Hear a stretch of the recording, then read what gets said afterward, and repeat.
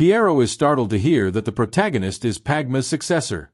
He asks if it's true, and Grid confirms, clarifying that he is also a duke.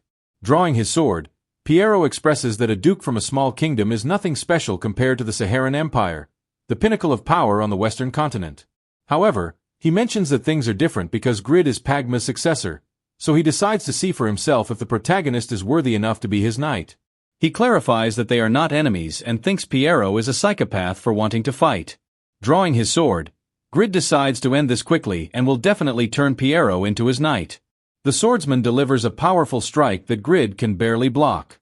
Piero recalls that Pagma was a blacksmith who became the greatest swordsman after the death of the Sword Saint. If Piero has a battle with his successor, he would be able to see the difference between their skills and Pagma's. Piero praises the protagonist's great sword, and Grid responds that the NPC's sword isn't bad either, but he should fix it. Piero makes an unexpected move and exclaims that the weapon is not important, causing Grid to almost drop his sword. Even with superior strength stats, the protagonist is losing a power battle due to technique. Piero makes a quick leg movement to unbalance the protagonist. Grid stumbles and curses, managing to block a kick from Piero before it lands, but the combination of attacks is insane. There is no time interval between each of his techniques. Piero exclaims that it is horrifying and begins to doubt whether Grid lied about being Pagma's successor, or perhaps Pagma's level was very low. The protagonist doesn't care if they speak ill of Pagma, but he will not tolerate insults. Then, he activates Pagma's sword dance, using the binding skill and prepares to show his power to Piero. However, unexpectedly, the swordsman is able to block all the cuts with agile movements. Grid cannot believe that the guy blocked 21 strikes with just a few movements, thinking it could be due to Piero's great agility. The latter questions Grid if this is all he has.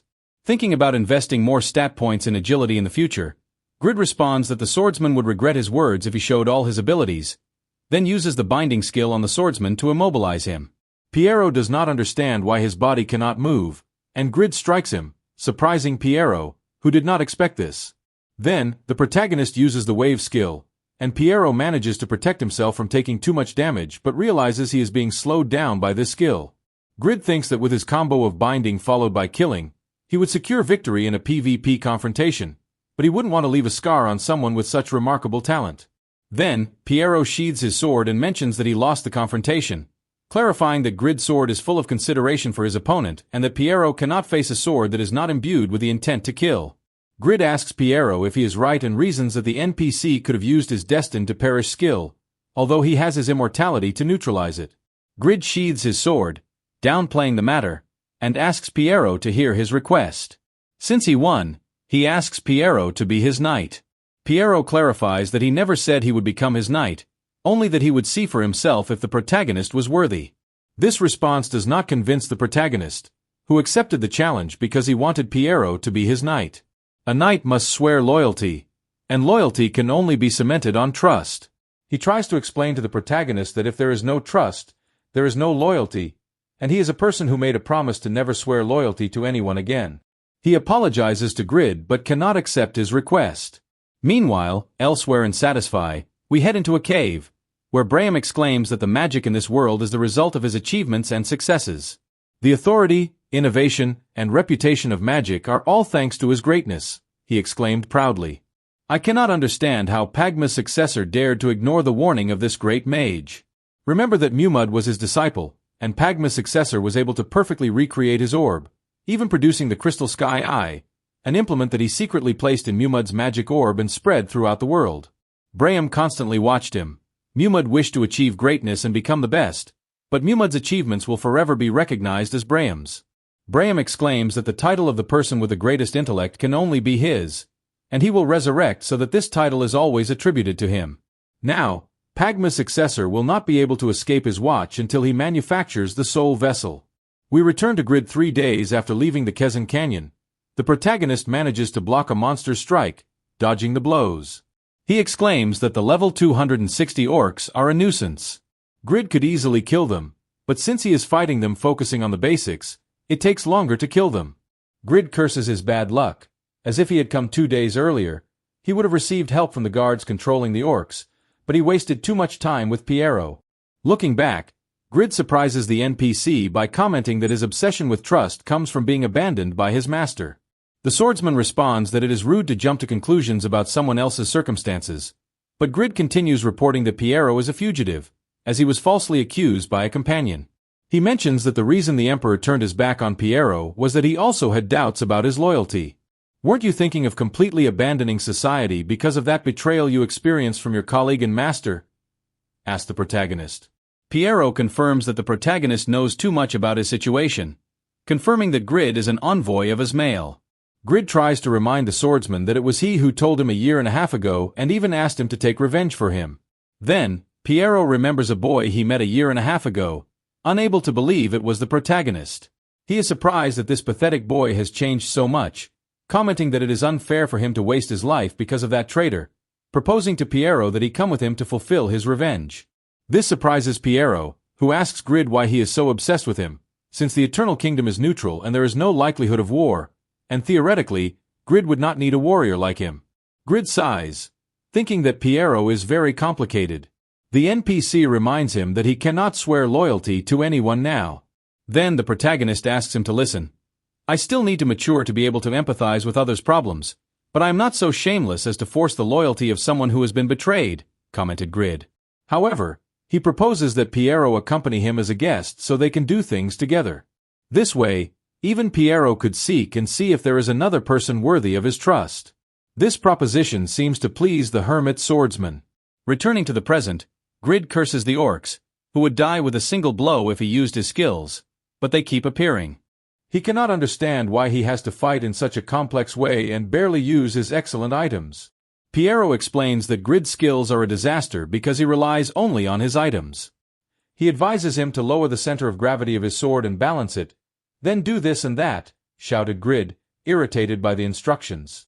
Piero notes that the power of Grid's sword multiplied after hearing his instructions, and tries to make Grid understand that the journey and adventure will be part of his training. "Think of it as a gift from your guest," he exclaimed, eager to see the place Grid told him about. The protagonist begins to regret bringing him, but they will talk about many other things in Patreon. After a long journey, Grid is happy to see that they have finally reached the last hill, but they would have arrived much earlier if they had flown here. Piero is tired of the constant complaints from our protagonist, and Grid does not remember the way well. The proto reveals that this was his first home, where he invested his valuable time for almost a year and obtained many rewards. The boys arrive at Patreon, the fortified city. Grid estimates that there are still 4 days of travel left to reach Raydan. "You can continue to bother me tomorrow, but let's rest here for now," proposed the tired protagonist. Then, we see that something is watching the outsiders from a tree. On the other side, they recognize the protagonist and cannot believe he has returned to this city. They installed several magical orbs around Patreon under the pretense of watching the Gauss Kingdom, but the true intention was to watch the protagonist. They patiently waited for him to return here at least once. The Count immediately orders the knights to be summoned, and his captain accepts the order. "That shameless thief is in our territory again," said Count Osur, determined to capture him. The manual explains that Patreon is the borderline that separates the western part from the northern part of the Eternal Kingdom. It is also a strategic point for the kingdom, as it shares its borders with the Gauss Kingdom. This fortified city is part of the path that Grid must take to reach his territory. Raydan is one of the starting cities for new players in Satisfy. Inside a tavern, one of the players present asks the innkeeper to improve the food of the place, but the NPC responds that this is a border defense city, and if they want better food, they should go to a tourist city. The player replies that if the food cannot be improved, at least they should improve the smell of the inn so that customers can drink alcohol more comfortably, and he cannot understand how they let those stinking beggars from the back in. Here we see the identity of a player named Coke, a level 109 swordsman. This guy mentions that these misfortunes cannot be allowed, and he will resolve them himself. He stands up to approach Piero, calling him a beggar. "I am in my precious rest, but your nauseating smell does not allow me to rest," he exclaimed, proposing to our protagonists that they go somewhere else. Piero, for his part, enjoys the delicious stew and holds a bone. Grid agrees with the NPC and compares the taste to another dish, but Piero does not know the dish because it does not exist in the Saharan Empire. Then, Coke addresses Piero again, recognizing him as an NPC, and orders him not to ignore a level 109 adventurer like him. But Piero gets rid of the annoying player with the leftover bone from the dish. Coke falls backward unable to react and takes over 3,000 damage from the rest of the food. I can't believe I lost a third of my health because of a lizard's tail bone. Grid comments to Piero that these situations are caused by the NPC's appearances. He advises changing clothes, fixing his hairstyle, and improving his smell, as he appears to be older than he really is. Piero asks if Grid's current appearance bothers him, but the protagonist replies that if Piero is comfortable with that appearance, it doesn't matter to him. This will attract the attention of others. Then, Piero mentions that Grid's basic movements are terrible because he is obsessed with appearances. Grid understands that the swordsman is referring to combat against the orcs and explains that he doesn't need insignificant tricks or control, having good items. Piero asks why Grid wears light boots with such a large sword. He explains that when balancing such a large sword, it's necessary to put weight on the feet to increase power, and heavy boots would help with that. Grid has no knowledge of fencing and wears the boots because he can fly with them, then asks Piero, surprised, if he can really increase his power using heavy boots, which the swordsman confirms. Grid feels he has discovered a hidden mechanism and will now be above the others. Piero changes the subject, asking Grid if he is really a duke and if he is hiding his identity. As Grid mentioned, he invested a lot of time in this place. Grid explains that things would become a nuisance if he didn't hide. Then, Coke stands up and reasons that taking so much damage from a bone must have been a game error. He reveals that in just half a year he has become the best player in the city and has also managed to kill the most fearsome monsters in Patreon alone. He compares his unique existence to that of Grid, the psychopathic butcher, and will not allow an NPC to offend him in that way. Grid can't believe the stranger compared himself to him, and Piero decides to deal with the boy with a P. This time, he throws the food and deals 3,000 damage to the player. The boy can't believe the situation and confirms that it wasn't a game error. This NPC must be a specialist. His strength is on a different dimension. Coke questions if this is the world of specialists, asking Piero how he did it, and the NPC explains that he used his ki to empower himself, revealing that with ki he could use a feather as a sword. Coke's friends stand up to teach a lesson to the beggar who humiliated their companion, but the more experienced Coke asks his companions to back off upon realizing they are no match for the NPC. Then, the guards enter the inn ordering everyone to stop, as Ser Dio is entering the place. The attendees recognize Ser Dio as the Lord of the Knights, a very arrogant person, but they don't understand why he is there. The latter quickly recognizes the bad smell in the place and compares the plebeians to pigs, ordering them to respond and asking if anyone has seen Grid around. Coke doubts they are referring to the famous Grid and doubts that a player of such high level is in the beginner's city. Ser Dio receives no answers but sees no one resembling Grid in the place. Then, Grid stands up and prepares to leave after finishing his meal, but the Knight Dio asks the two strangers to reveal their identity before leaving, and if they do not obey, they will be punished. As he approaches Piero, he instantly regrets realizing that the bad smell has intensified. Grid proposes to leave the place, as he doesn't want to waste time with this insect, commenting that he is bothering the knight.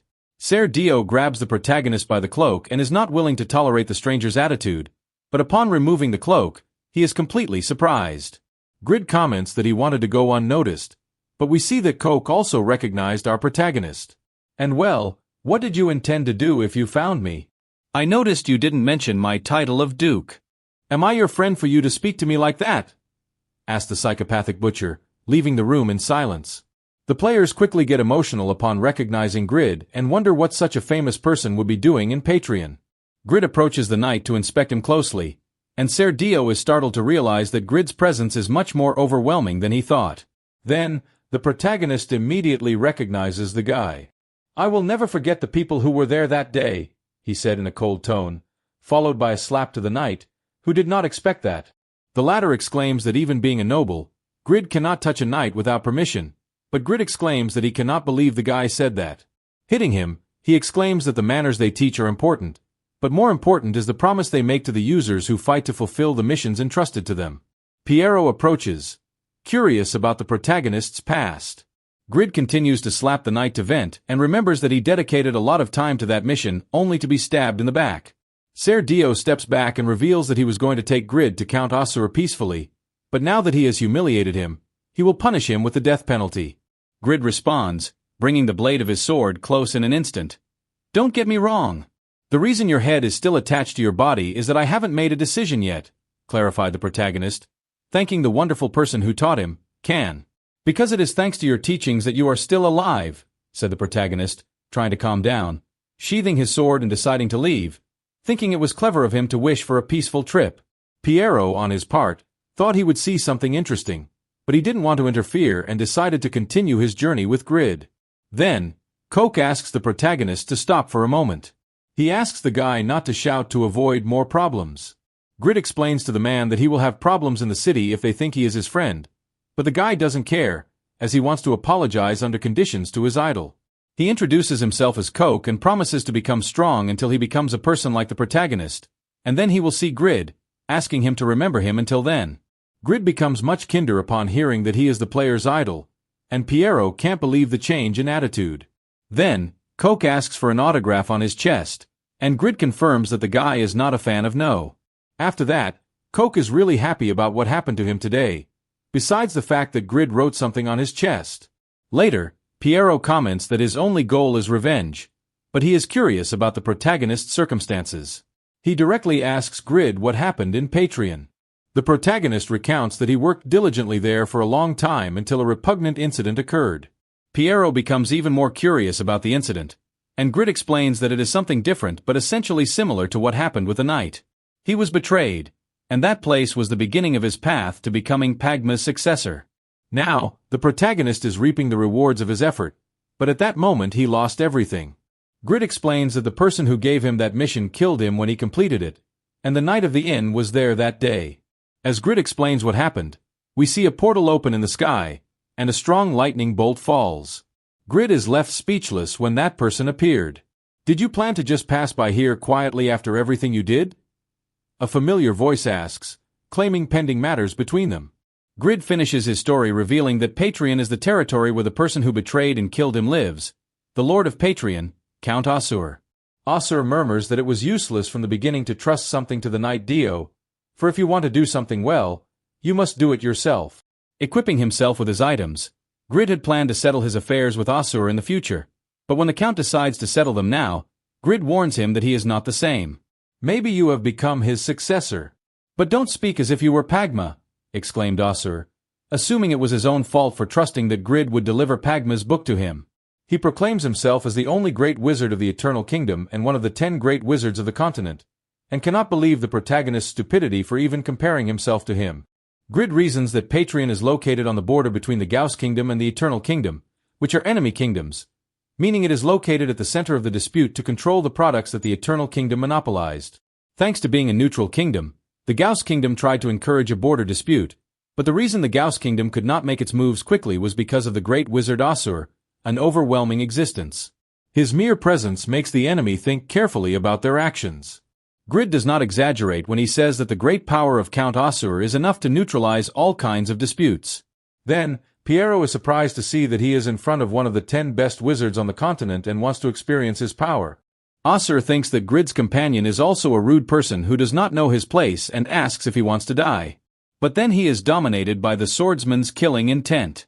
"I am curious, as I have never fought against one of the great wizards, and since you are one of them, I want to know how powerful your abilities are," declared the swordsman.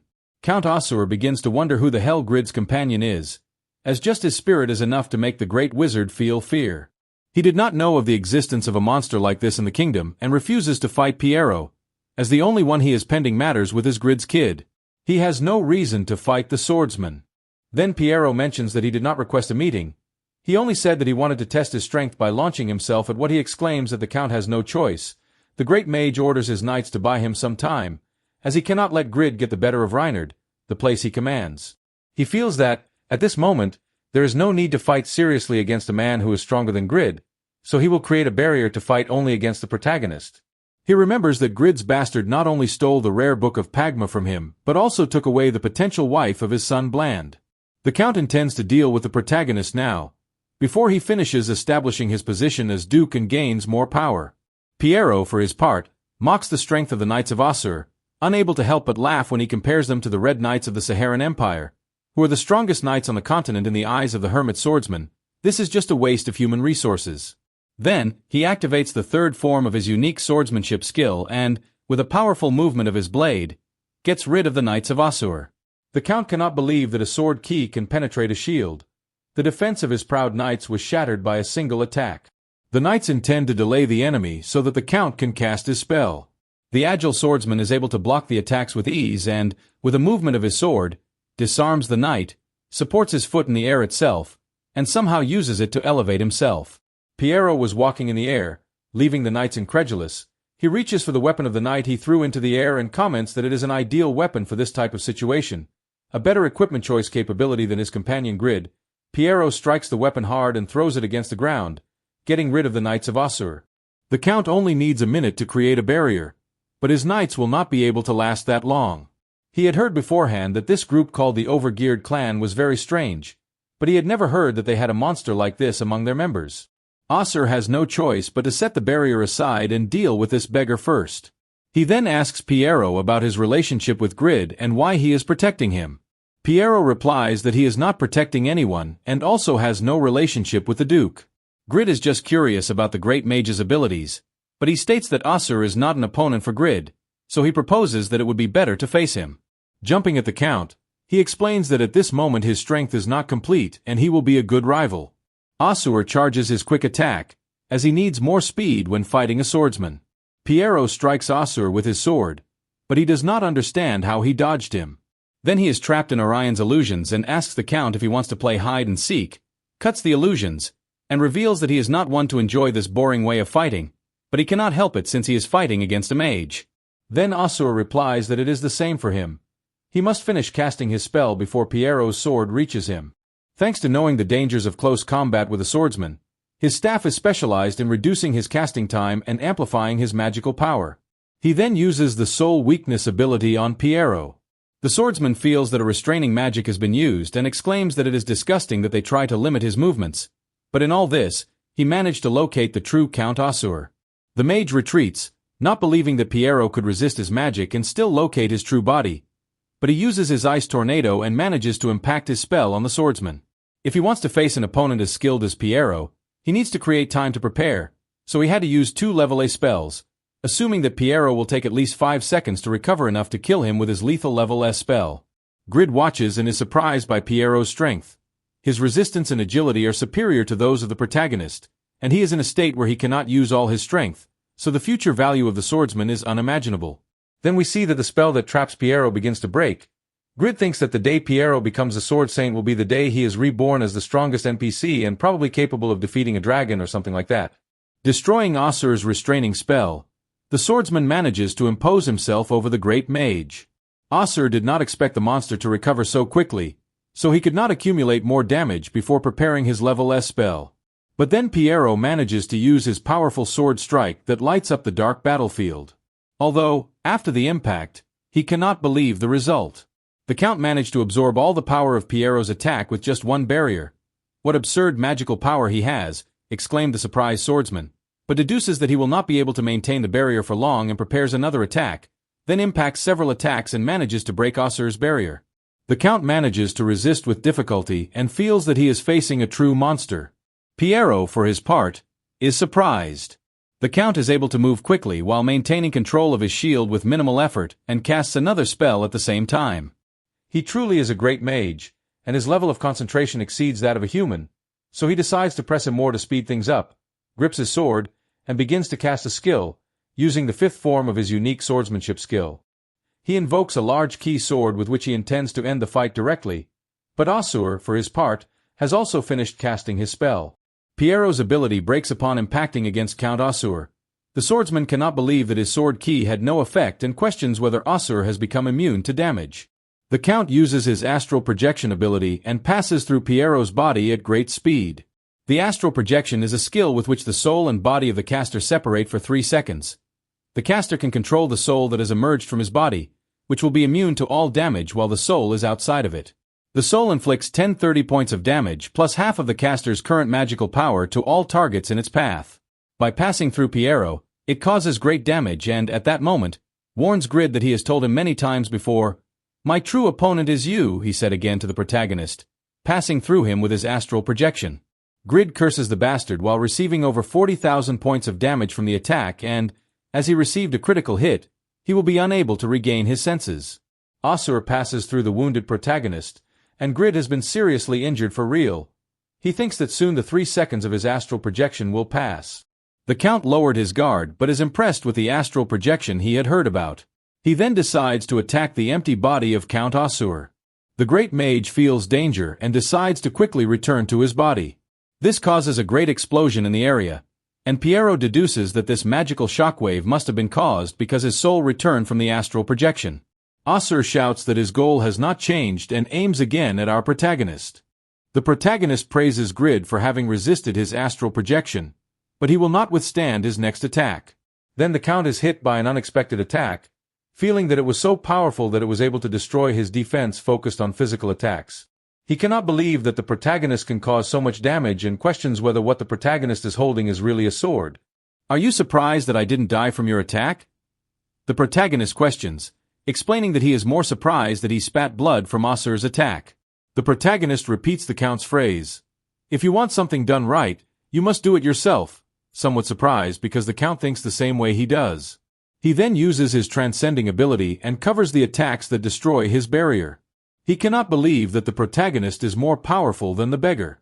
He does not know how the hell Grid became so strong in less than 2 years. The rumors about his performance in Reinhard were true. Grid continues to attack with links, increasingly surprising the incredulous Count Osur. The latter screams and accepts that the protagonist has become so strong that it is impossible to comprehend the greatness of his power. The protagonist uses the blacksmith's fury and begins to dominate the great mage. But Osur knows that the strength of a legend develops and strengthens over many years. Empires are not built in a single day. After that, he casts his hellish harpoon spell, shouting that this was the strength he acquired after defending the Eternal Kingdom for decades. "It is not something that a guy who got everything by luck could have," he exclaimed, referring to the protagonist. But the Count's flames are extinguished by our protagonist's sword. "Why do you speak of time?" Grid asked, explaining that the only thing that matters in the end is achieving the goal, and the Count has no authority to say that, as he toyed with someone else's time. The Count cannot believe that the protagonist said this, but is hit by a blow of failure before he can respond. The blow is powerful and sends the mage flying, causing him to drop his staff from the impact. He ends up against a tree and screams from the pain he received. Then, Grid plants his sword beside the great mage and orders Osur to beg for his life if he wants the great Duke Grid to spare him. Osur still remembers when the protagonist was just a boy. The protagonist used to have a weak body and lacked talent for everything. Grid did not reflect on himself. He was just jealous of others and coveted their possessions. He had an aggressive look towards the weak but was cowardly in front of the strong. It was supposed to always be this way, but now the protagonist's eyes are full of dignity. His gaze is similar to that of an absolute being. Osur wonders how the protagonist changed so much, then starts to laugh and exclaims that Grid's audacity remains the same, and remembers that it was Grid who broke the contract, so he will not beg. He reveals that he didn't even know if the rare book of Pagma existed, which is why he offered the protagonist a great reward suitable for the time that would be invested, and Grid accepted the deal. But after finding the rare book of Pagma, the protagonist's eyes filled with ambition to have it, and not only that, but he also took the woman who loved the Count's son, mentioning that his resentment against Grid is greater than what the protagonist has against him. Grid responds that this does not change the fact that he was tricked into carrying out a reckless mission, lost his life countless times, and wasted a lot of time because of this mission, only to be killed so carelessly. Osur remembers that they had a contract and he only did what he was supposed to do. In this situation, it could be considered karma, mentioning that his pride as the protector of this kingdom for decades crumbled thanks to the protagonist, someone who was not even a threat to Osur in the past, since he assigned this mission to the protagonist because he noticed that he was very perseverant, and seeing him now with a hero's worthy appearance, Osur can understand that Grid went through very difficult times. "You are stronger than I am. I am sure my words must sound like lamentations," said the Count, asking the protagonist to kill him once and for all. Grid reasons that finding the rare book of Pagma and the rest of the things he did after changing his class were thanks to his own efforts, but it is thanks to the opportunity that Osur gave him that he could become Pagma's successor during this time, and that the protagonist could not compare himself to anyone, even if he did his best, blaming Count Osur for the things that did not go well. He reflects that it was thanks to that damned habit of blaming others for his misfortunes that his decision became difficult, then proposes to leave the situation as it is. The Count asks if they will really spare his life, even when he tried to kill the protagonist. And Grid replies that he does not know if he will change his mind later, but for now, he will not kill him. Osur murmurs that it is not easy to ignore the fact that a count attacked a duke, then asks if Grid wants something from him as compensation. The protagonist was trying to be generous, but it seems that Asur is doubting him after sparing the Count's life. The Count comments that Grid is not the type to do something without expecting anything in return, and Grid remembers that it is true, so he will not let this opportunity slip away. He asks his swordsman companion to keep an eye on the Count for a moment and, if he moves a millimeter, to hit him hard on the head, while Piero watches the Count in the background. The protagonist calls his advisor Lowell. The strategist reveals that all the guild members have already arrived in Raydan, except Euphemina, then asks when Grid will arrive. The protagonist replies that he is in Patreon and will arrive soon, but now he has something to consult with him, and asks what would be the best thing they can obtain from Count Asur. Lowell recognizes him as one of the 10 great mages of the continent and Lord of Patreon, and deduces that the protagonist faced him for some reason. If they're talking about this NPC, Lowell can recommend something. If there is a possibility of obtaining a great treasure from him, it would be just one thing, and then reveals it to the protagonist. Grid thanks the swordsman for watching the Count. Grid turns to the mage and asks the protagonist to get straight to the point. "I want you to hand over your son," the protagonist said directly. This was unexpected for Asur, who curses Grid's bastard, exclaiming that he can give anything else, but not his son Brand. But Grid has already discovered the reason why the Count's personality is so complicated. He lost his wife due to an illness and his first son, who was a warrior. Brand is the only one left of his family, and Asur had trouble raising him because he spoiled him too much, so he orders him again to hand over Brand. The Count screams that the protagonist is crossing the line and would rather die than do that. Even if his body and soul burn in hell, he will never hand over his son. Grid exclaims that it would be a tragedy for Brand if the Count died here, and Grid does not want to use force. A voice asks Duke Grid that it is enough. It is Asur's son, who mentions that there is no need to continue, tired, as he came running to the location. He asks the protagonist to leave his father alone. Asur orders Brand to get out of here quickly, as he is acting recklessly. Grid understands that Brand can grasp the situation faster than his father and praises Brand's excellent decision, standing up. Asur orders the protagonist to shut up, threatening to deliver his soul to God and kill Grid instantly if the protagonist touches a single hair on his son. However, something stops the Count at that moment. Brand tells his father that it is enough and asks him to think of it as a study under the supervision of Duke Grid, asking him to calm down. He bids farewell to his father, pleading for him to take care of himself until they meet again, as he wants to see him healthy and smiling. Grid sighs, realizing that the situation is becoming more complicated than it should be. He advises Asur to listen to his son, confessing that he is a different person from the past and desperately needs other people. He does not have the luxury of unloading his anger on someone else. Grid assures that he will not take revenge on Asur's son and asks him to hand him over when he returns home, as he will have grown and will be able not only to measure up but to surpass him. The story continues with someone observing the top places in the overall ranking and being surprised because Chris finally achieved his third-class advancement. It can be seen that the top is led by Krogel, with a White Swordsman class, followed by Cybele, with a Debirian Envoy class, and Chris, the Destroyer Warrior. A guy observes and reasons that the Destroyer Warrior class, focused on dealing damage, matches Chris's personality, and if he had obtained his class advancement earlier, he probably would not have been defeated in the Golem invasion. This player thinks he has spent too much time in a dungeon and will now organize his inventory to find a merchant. He reveals that he had to travel to the Eastern Continent to achieve his third-class advancement, but although he has obtained many titles and increased the level of his dual-wielding skill, he feels it is too early to face the unknown dangers of the Eastern Continent. He exclaims that he should level up in the Western Continent, where it is easier, before attempting another adventure in the Eastern Continent. The player thinks of heading east and west of the Saharan Empire, to the Oria's Labyrinth and the western region of the Eternal Kingdom, which has been much talked about lately. Here, the identity of Krogel, the White Swordsman who leads the first place in the unified ranking, is presented. Meanwhile, elsewhere in Satisfy, Grid asks Piero his opinion on the strength of one of the 10 great mages of the continent, to which the swordsman responds, revealing that he exceeded his expectations.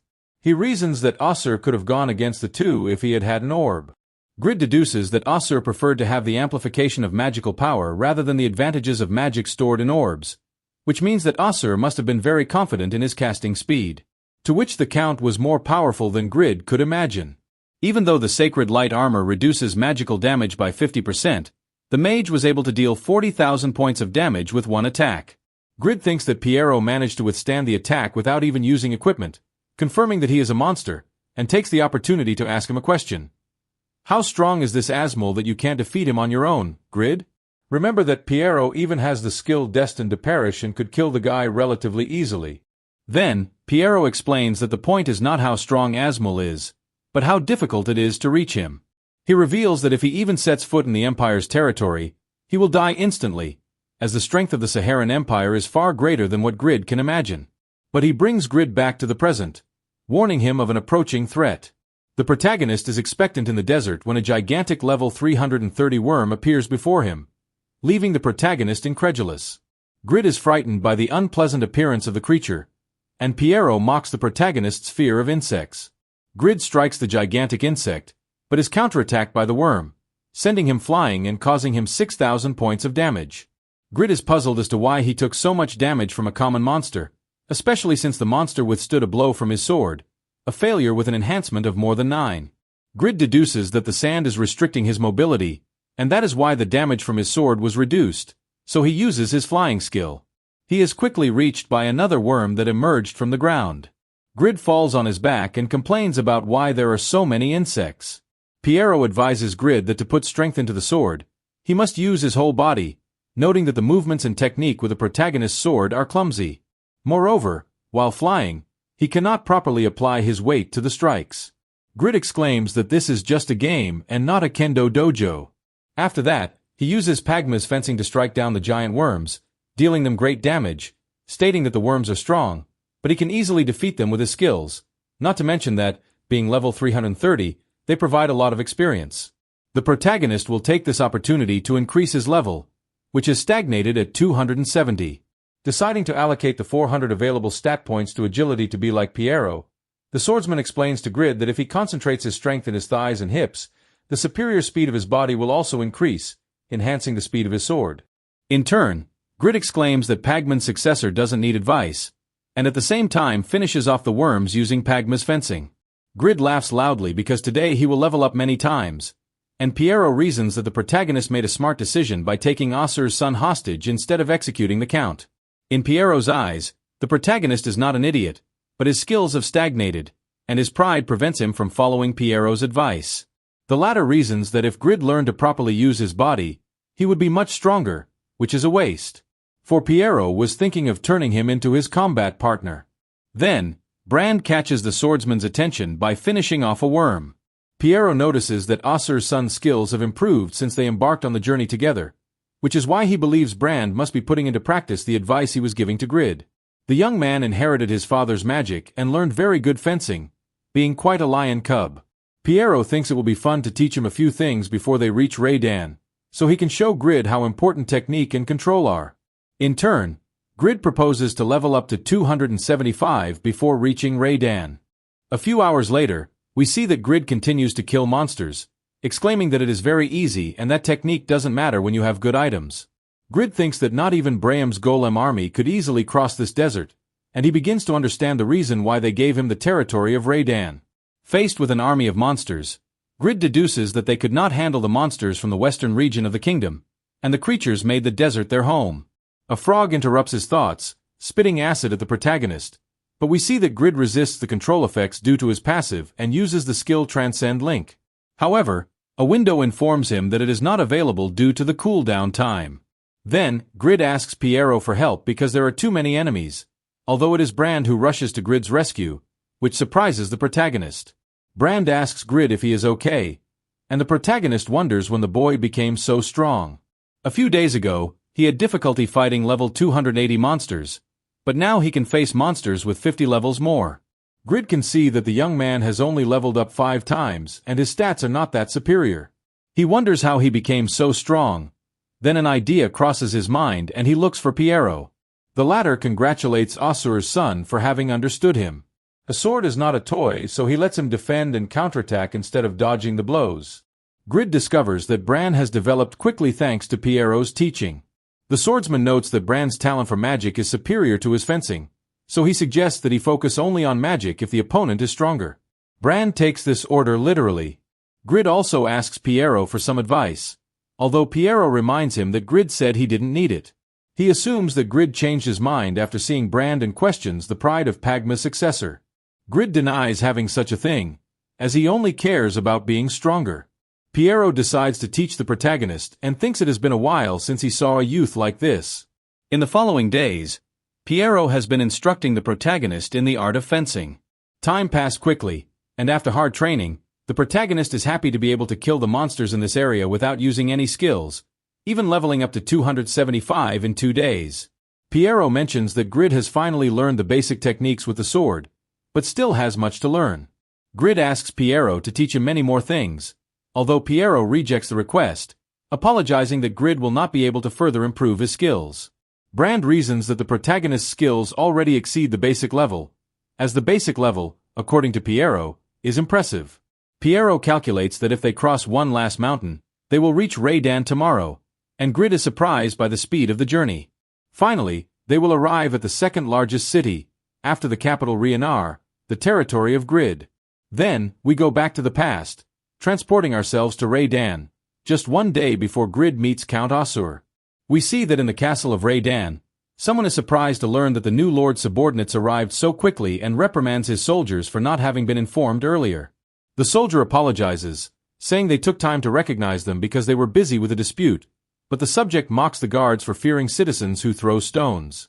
He introduces himself as Arik, the administrator of Raydan, and a baronet, a rank lower than baron.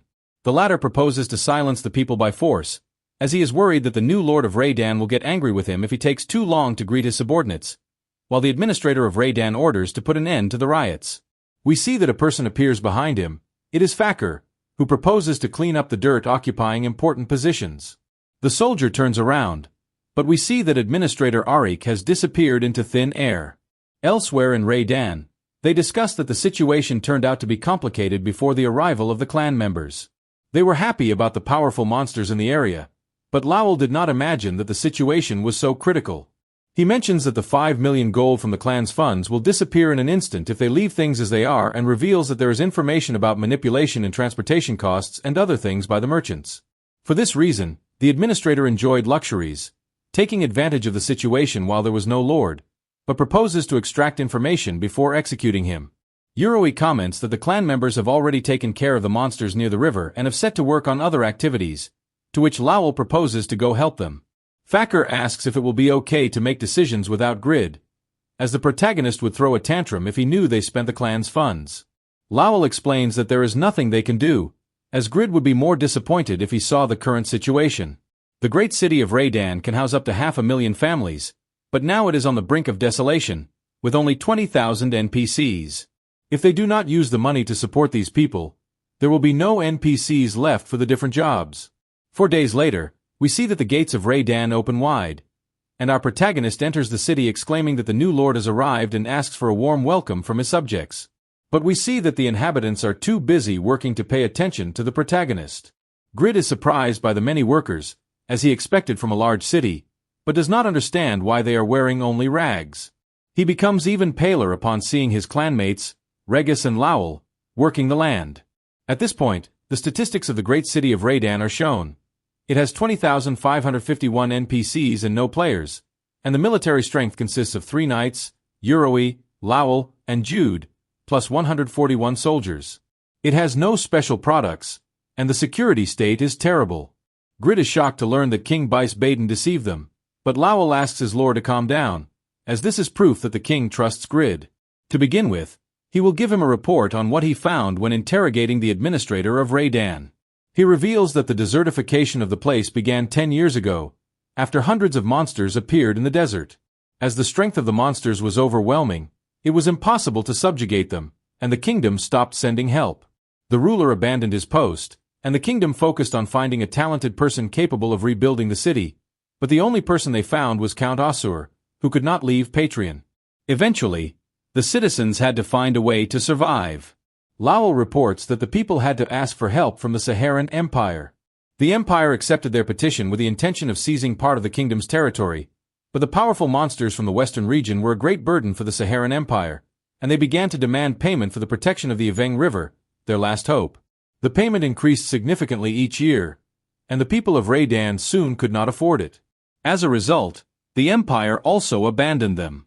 Grid exclaims that it is pathetic and asks what kind of people would stay in this place.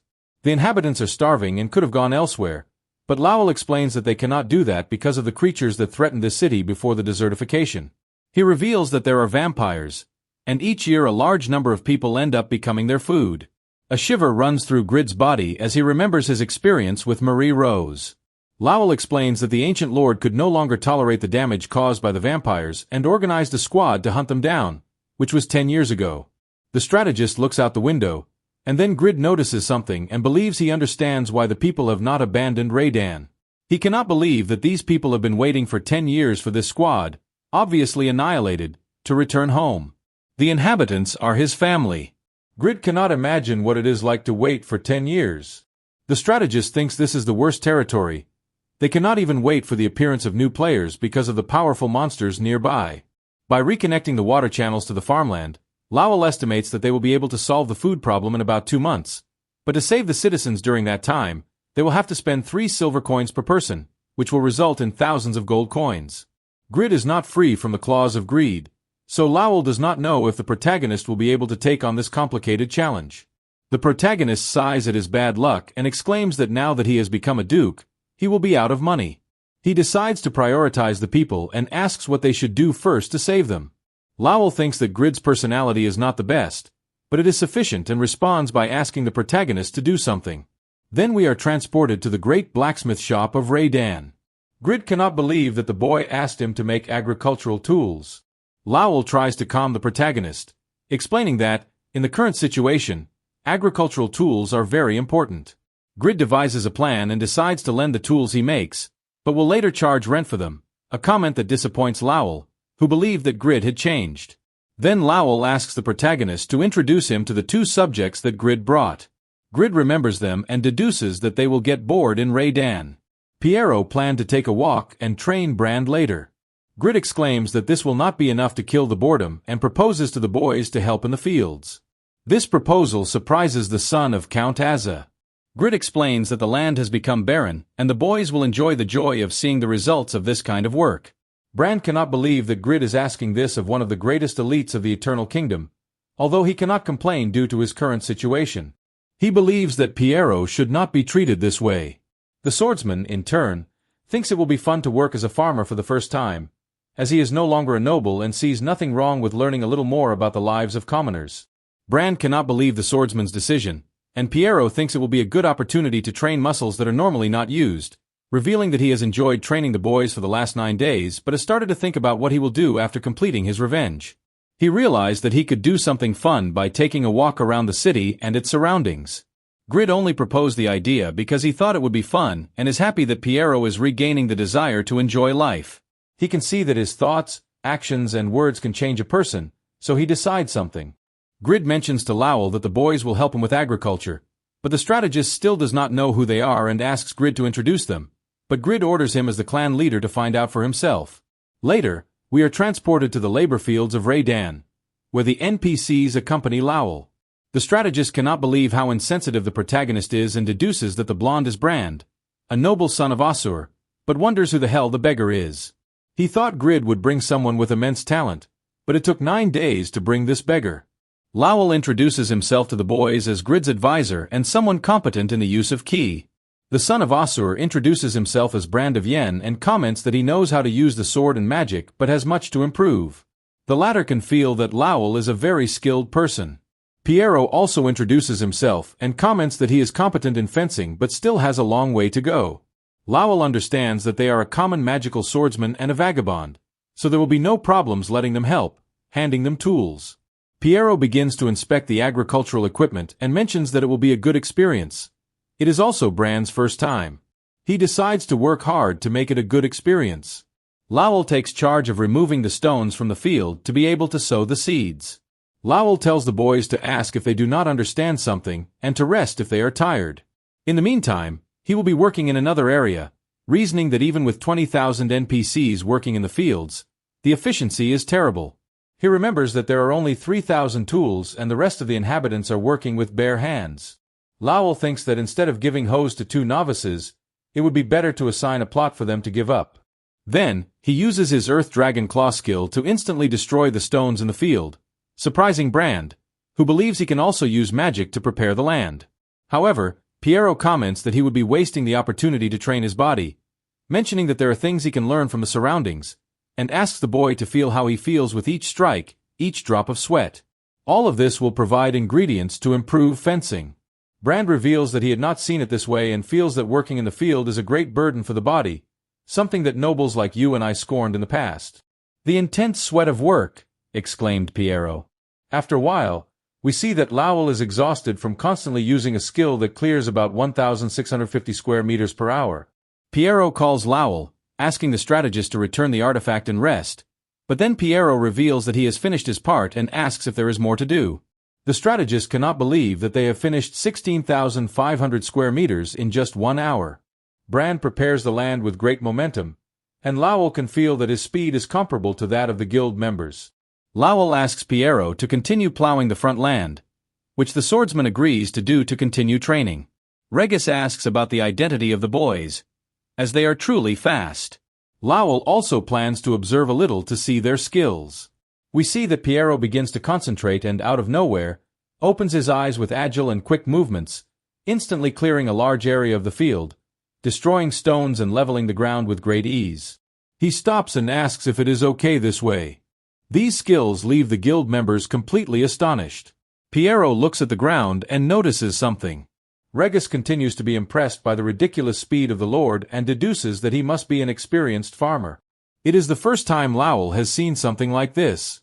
Piero asks if the land will be lacking water until they can reconnect the channels, and Lowell confirms, commenting that they will work on the channels soon. Piero strikes the ground with great force.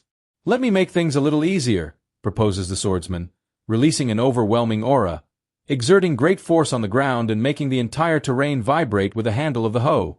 The boys do not know why there is such a sudden earthquake. The first time Lowell arrived in Raydan, he felt impatience, but he made a decision based on his confidence, even though his heart was flooded upon seeing that they had to start from scratch. We see that water begins to spring from the ground. Piero's strike caused a large geyser of water to shoot to the surface, flooding the dry fields of Raydan. Lowell tried to hide his feelings to maintain his role as an unshakable advisor, but he did not stop to think about all these worn-out and depressed people. Lowell had forgotten that they also have feelings that are reflected on their faces. He thinks that the most complicated thing for an advisor is to admit that there are unknown variables, as he is tasked with calculating all possible situations. Lowell had to endure with the hope that no serious incidents would occur, but exclaims that Grid is a strange person.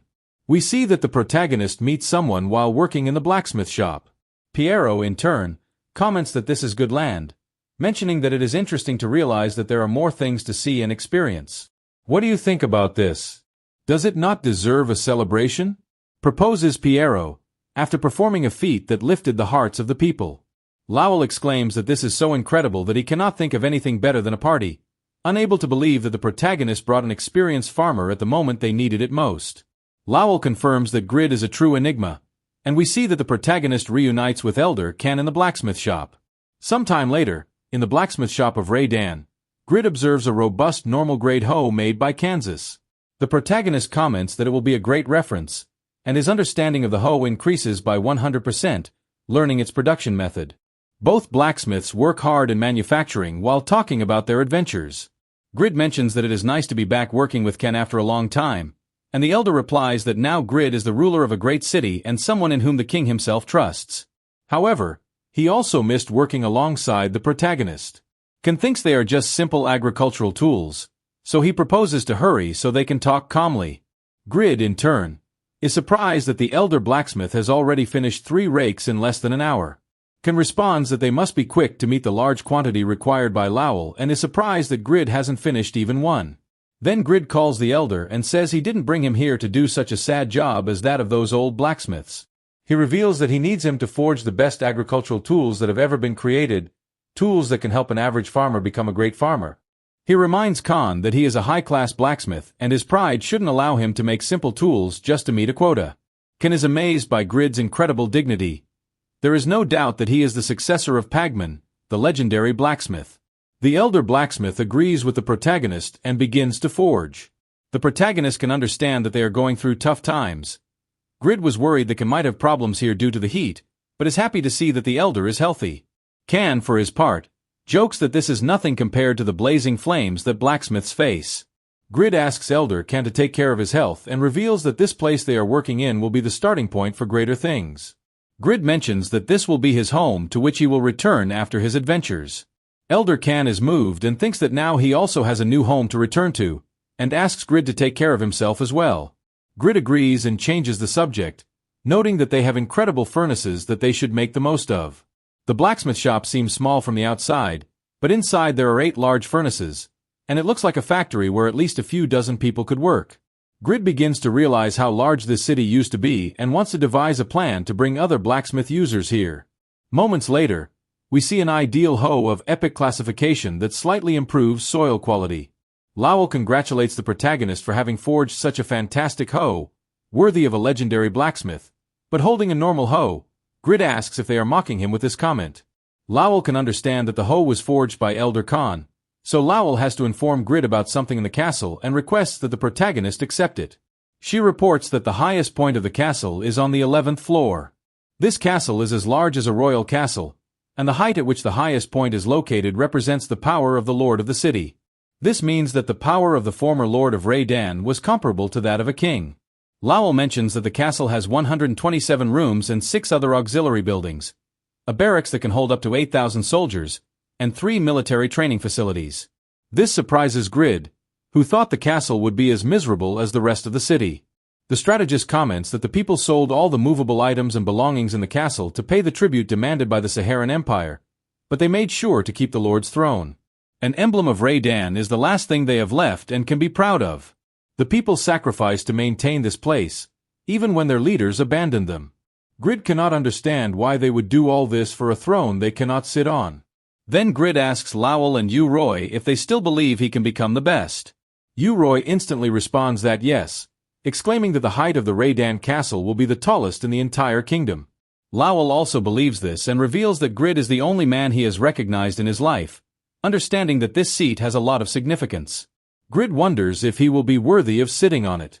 He remembers that his disgusting life only changed because he became the successor of Pagma, but whether or not he is Pagma's successor, he has always strived to make everything work out, so he determines that he is worthy.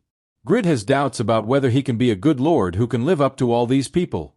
He thinks that the people are the source of income for the city and becoming their lord does not fit him, but if they are loyal to him, he must reciprocate, so he orders his strategist, Lowell, not to take advantage of the will of these people. Lowell complies with the order, surprised by Grid's words. Grid cannot promise anything, but he has them, who believe that he can become the best. Grid will accept this personal challenge. He will be the Lord of Raydan. The boys are proud of the Lord they follow, and all that remains is to walk a path that will lead them to the greatest achievements. Lowell proceeds to communicate the objectives and explains that the main goal is to quickly recover the population and industry of Raydan to restore it to the level of a great city. He proposes to start with agriculture to stimulate manufactured products and their consumption, to complement them with external resources.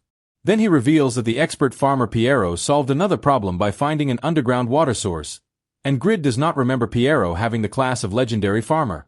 Lowell continues explaining that they need a massive promotion of blacksmithing activities with the aim of transforming Raydan into a trading city.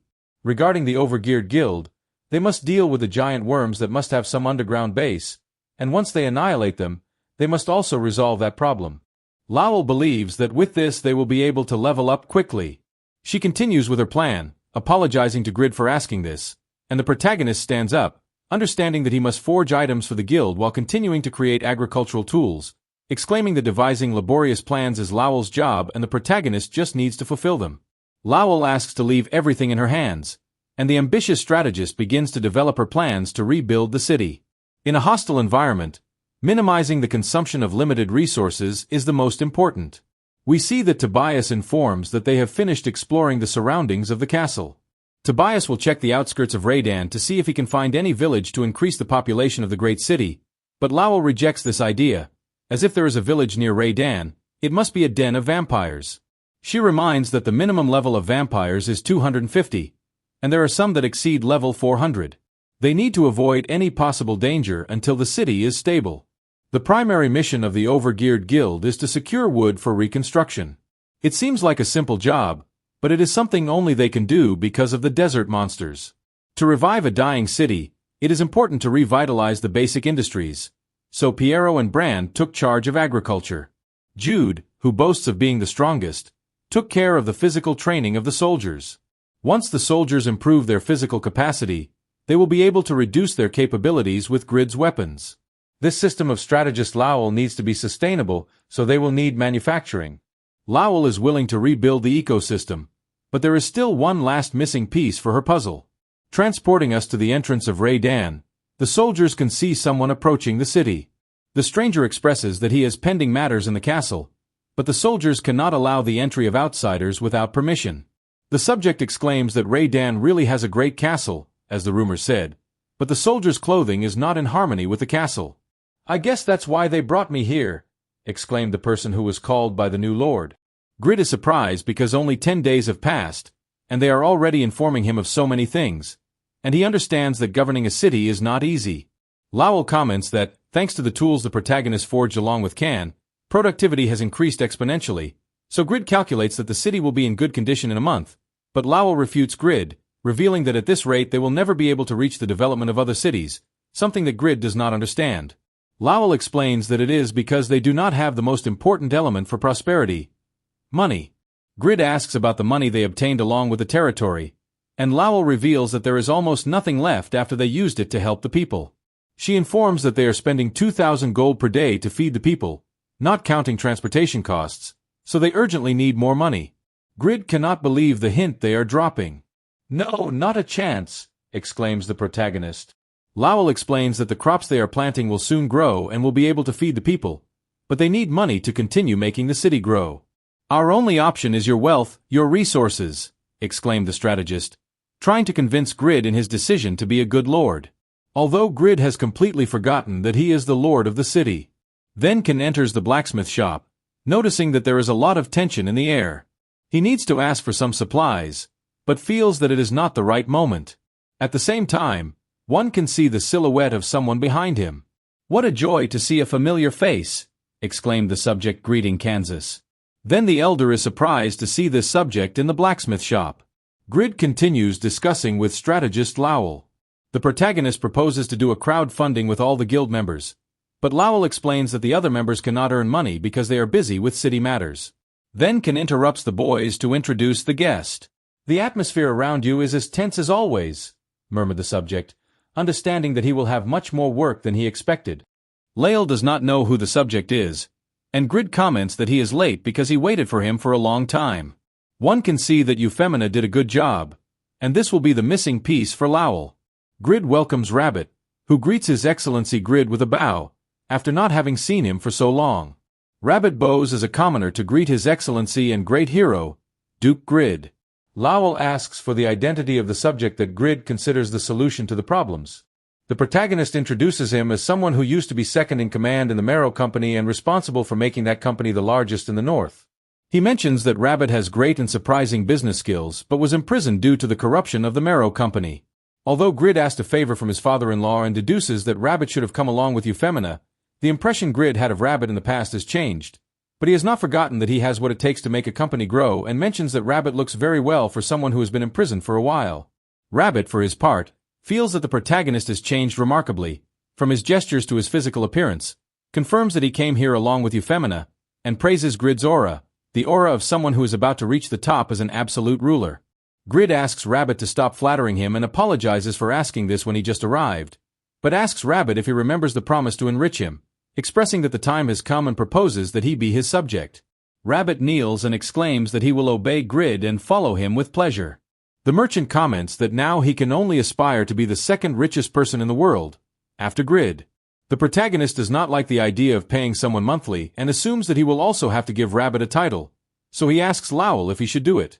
Lowell reminds him that Grid's connections have never caused problems, so he explains to the protagonist that he must place a sword on his shoulder to declare him as his subject. The protagonist grants Rabbit the title of Viscount of the Eternal Kingdom, but since it will be Grid who pays his salary, he orders him to be loyal only to him. Rabbit swears loyalty and also promises the loyalty of all his descendants. We see that the windows inform that Rabbit has become a Viscount and the protagonist will have to grant a monthly salary of 500 gold. If he does not pay it, his loyalty will decrease. The protagonist is surprised by Rabbit's skills and is happy to have brought him here. The newly appointed Viscount requests to express his suggestions and reveals that, coming here, he was able to see the situation of Raydan. Although the process of reviving agriculture is surprising, Rabbit thinks it is excessive. Lowell is surprised and explains that they urgently need to increase the economy of this city through agriculture, and then they can advance to become a trading city. For this reason, they focused on cultivating the fastest-growing and highest-yielding products. Rabbit responds that there is a limit to the number of products that can be cultivated in this hot climate, so it is not appropriate for Raydan to be an agricultural city. He questions whether they will really be able to feed the 20,000 citizens if they reduce the scale of current agriculture to 1/3. He explains that cultivating the fastest-growing and highest-yielding products is not very profitable, as these can be easily obtained anywhere. It is not a competent strategy. Lowell, for her part, tries to show her point of view and comments that the only thing Raydan has is its vast lands, and these are the only way to raise funds to obtain small profits that will stimulate the economy. Lowell asks Grid if he is sure that the subject he brought is good at business, to which Grid offers the sword of the Great Lord to observe Rabbit's statistics. Lowell takes the sword, uncertain that the second-in-command of a second-rate company can understand her plans, but upon seeing Rabbit's skills, she is completely shocked. We see that Rabbit is an NPC at level 307 with the title of Rich Merchant, the largest and richest merchant of this era. He has amazing skills, but even more surprising are his abilities.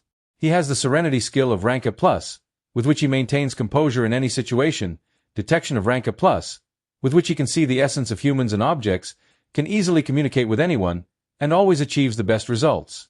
He also has administration of Rank S, with which he can excellently manage a city, business acumen of Rank S+, with which his business ability has reached the highest level and can turn a piece of junk into a commercial product, and his last skill is Wisdom of the Great Merchant of Rank SS, with which he possesses the experience and knowledge of someone who has built a great company. Lowell is impressed with Rabbit's S+ and SS commercial skills, but even more so that Rabbit possesses S-rank administrative skills, especially since even Winston's administrator has only B rank in that area. He can't fathom how the protagonist found someone like Rabbit. Grid had expected him to be an honorable NPC. His skills are so remarkable that they give Grid a headache just thinking about whether to use him as an administrator or a merchant. Lowell has no choice but to admit it and decides he will help in the fields so that Grid can appoint Rabbit as the administrator of the great city of Raydan. Grid asks why, since Lowell could handle that, so Rabbit could create a company affiliated with Raydan. Lowell explains that he lacks administrative skills, which makes a significant difference in managing a city. Moreover, an administrator must deal with diplomatic issues, and Rabbit skills will be very useful in those cases. Rabbit comments that they will need alchemy facilities to create the goods they plan to export, which piques the protagonist's curiosity. Lowell deduces that it does not refer to the things that will be harvested and explains that they first need to be self-sufficient before they can export any products. Although the merchant explains that there is a large amount of resources around, Lowell thinks of something and cannot believe it. After all, isn't Raydan surrounded by sand? Rabbit asks, suggesting selling it. Lowell deduces that they intend to turn the sand into some object to sell it and explains that sand can be used for building construction, but it must be ocean sand, as desert sand is too fine. Regarding alchemy, he also explains that, according to alchemists, desert sand has no value, so no one would buy something so useless. Rabbit states that the people of the Bhutan barony in the Saharan Empire would buy it if offered, something Lowell cannot believe. Rabbit mentions that they would buy it because they would have no other option. This leaves Lowell bewildered, not understanding what this guy is thinking. Rabbit asks Cam's age to confirm that he is 70 years old and praises him for looking so good at such an advanced age. Rabbit mentions that the Bhutan barony is the most visited region by nobles from the Saharan Empire, explaining that while they may have different interests, they share one in common: health. He proposes that the reason the commoners of Raydan have survived in this desert for the last 10 years is the sand, suggesting using the Elder Can as evidence of the product's effectiveness, exclaiming that now they just need to collect sand and sell it as an expensive medicine for a long life. Grid had already imagined that Rabbit would plan something like this and gives him a free hand to execute the plan. Lowell, on the other hand, believes that no one in their right mind would buy this. Then, a month later, reviewing the results, Grid is surprised because the medicine for a long life worked. Lowell is surprised because it is selling well at an absurd price of 3 gold for 10 grams, but senses that this could become a problem later. Rabbit explains that it will be fine since it is a very small amount of money for the nobles, and since there is no way to know how long a person will live, there is no way to prove it is a fraud. Lowell is impressed because the guy made them earn gold in a month with this method. Even if it is little money for the great city, the net profit is almost 100%. Lowell believes he is a true con artist. Rabbit is disappointed because the number of healthy individuals visiting the Butin barony was lower than expected. Lowell explains that eventually, people will realize it is just sand, and others will also try to sell Raydan sand. This does not convince Rabbit, who doubts that anyone would be foolish enough to sell sand so shamelessly as they do, and even if such a person existed, they would soon realize it is useless to sell sand. Then we see another merchant being chased by giant desert worms, introduced as Mudo, the third place in the merchant ranking and owner of a small business. He wonders what kind of place this is, as he spent a lot of money hiring these warriors, but they are already on the brink of annihilation without even having reached Raydan. The guy thinks that recently the sales of products sent to tourists in the Butin barony have plummeted, and the culprit is this expensive medicine for a long life that is just packaged sand. Merchant Mudo does not know who did this but praises the great idea. He does not remember seeing such a skilled merchant in Raydan. Mudo takes some desert sand, trying to recover the investment he made hiring the warriors who escorted him. Then, they go to a shop, and the owner questions Mudo if he is trying to deceive, something the merchant does not understand, as he is selling the same thing. However, the merchant explains that the medicine for a long life is collected in the central region of Raydan, and Mudo does not have the seal certifying that the sand is from that area. He reprimands the merchant for trying to deceive with that insignificant sand, and from now on, they will stop doing business with Mudo's company. The merchant thinks it was a failure and cannot believe who set this up to sell simple sand. Mudo lost a place to do business and, as a merchant, recognizes it was a great idea. Returning to Raydan, Lowell is surprised because they really implemented a seal on the bottles and thinks that Rabbit is taking this too far. Grid responds that they are still in deficit, lacking facilities and people. Moreover, he manufactured many agricultural tools to increase supplies but cannot see economic gains. Lowell advises the protagonist not to focus on losses and see this as an investment for the future. Then, he thinks that Can seems younger every day and perhaps Raydan is a place that increases vitality. But Grid explains that Old Can is a special case and asks about the amount of medicine they sold. Lowell reveals that they earned 1230 gold. This is not enough to cover 25% of Rabbit's salary, who receives 6,000 gold for his work as an administrator and for being a viscount. This is the main cause that is delaying Raydan's recovery. Despite having sworn loyalty to the protagonist, he is meticulous in ensuring he receives his salary every month. Then, Grid wonders why the potato he is eating is so delicious, and Yoroi explains that it is the rainbow potato they are growing in Raydan. Soon, they will be able to export it thanks to the water source that Lord Piero found and the agricultural team that Grid formed. The land has become more fertile, and they have solved the hunger problem, as vegetation has begun to grow everywhere. The desert sand and endemic diseases have started to decrease. He informs that people's lives have begun to improve thanks to the harvests, which is proof that the city is recovering. Grid mentions that he has been so busy that he has not had time to see the surroundings, but this seems so unreal to him. Yoroi exclaims that citizens are praising Grid, and he is proud to serve him. He thinks that initially, he followed him to pay off a debt, but his sense of pride is rising again. Thanks to Grid, life is returning to Rayen, fulfilling everyone's wish. Thanks to the Overgeared clan, monsters have not returned to be a threat to Raydan, and thanks to Jude, a small, growing and powerful army has begun to form. In the blacksmith, thanks to Khan, many talented young blacksmiths have been trained, and Euphemina has helped in many ways by copying the skills of others. Lady Bai Ran, Jishuka, performed exceptionally well in progressing through the Forest Guardian raid and subjugating the Ice Orcs. Because of this, the clan's warehouse was filled with minerals, and there were also many sylph scales to make a zip-up hoodie for each clan member. Grid decides not to worry immediately but to take significant steps toward the future. Gradually, they must reclaim the West, starting with Raydan. And if they obtain more territories from the kingdom, they could earn a lot of money later. Then, we transport to the protagonist's royal house, where Grid goes to the room and sees his parents peeling garlic for the store, as usual, and decides to help them. The father mentions that this is their job and that Grid should rest, as he is very busy with his. Although the protagonist expresses that he is not that tired and wants to help, the parents sense that Grid will ask for something in return, and he responds that he will not. He does not know what image his parents have of him. The father explains that it is not common to see Grid helping at home, and the protagonist holds a head of garlic thinking that these are the products his parents will sell in the store. Although the outer skin is hard, the skin that surrounds each garlic is thin, making them difficult to peel. Grid thinks of using his fingers as a lever and using his strength properly so as not to damage the garlic clove. Grid peels a multitude of garlic in an instant and realizes that nowadays people do not buy garlic unless it is peeled. Things that require prior hard work can be sold at a higher price.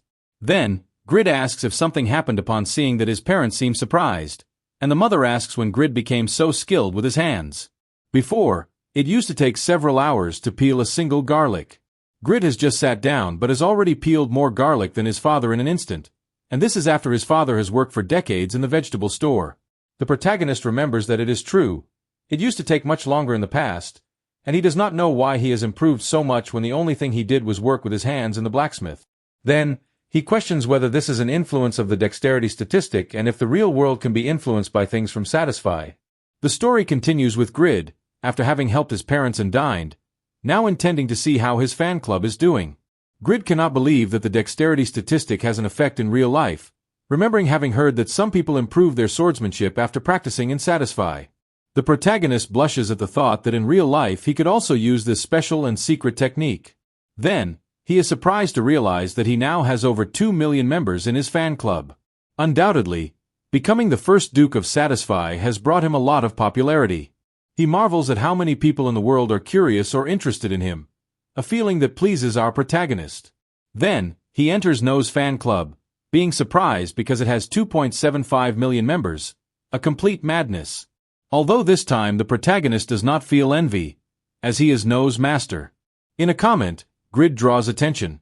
It seems they are criticizing his knowledge of pets in Satisfy. A professional wrote an analysis in No's fan club, detailing the reasons why Grid is ignorant and knows nothing about pets. A pet changes shape and becomes stronger as it levels up. However, No's appearance has not changed since the international competition.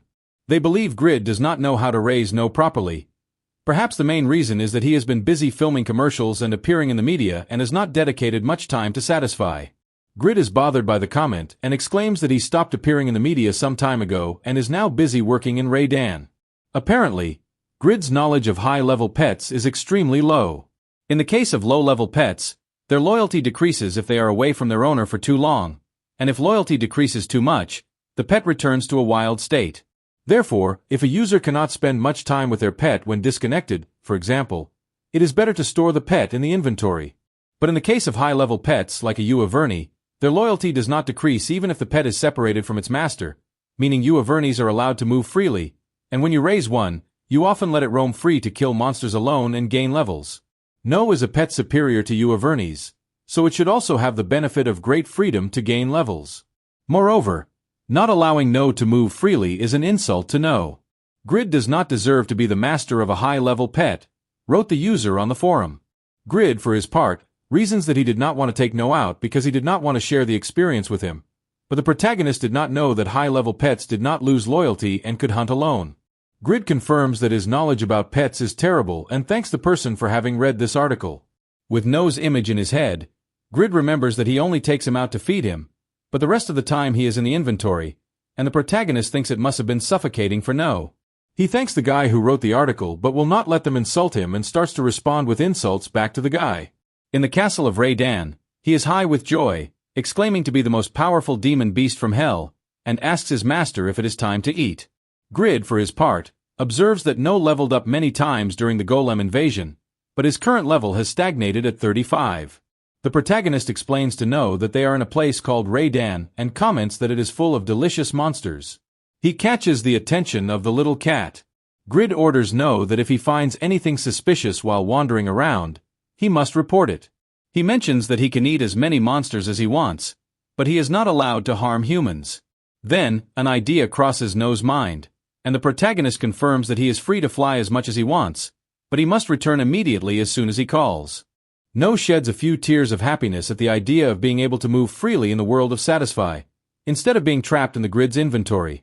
He bursts out of the castle of Ray-Dan with great momentum, capturing the attention of the inhabitants.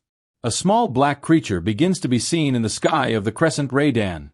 No flies high, praising the kindness of his master, whom he considers the best master in the world. In the future, this day would be remembered as the day the guardian angel of Ray-Dan appeared for the first time before the citizens. The summary continues in the capsule room of the real world. Two girls rush out hooded at high speed. One of them exclaims that doing this in secret 3 times a week is really difficult, but she assumes she can't avoid it due to media attention after the battle in Reinhard.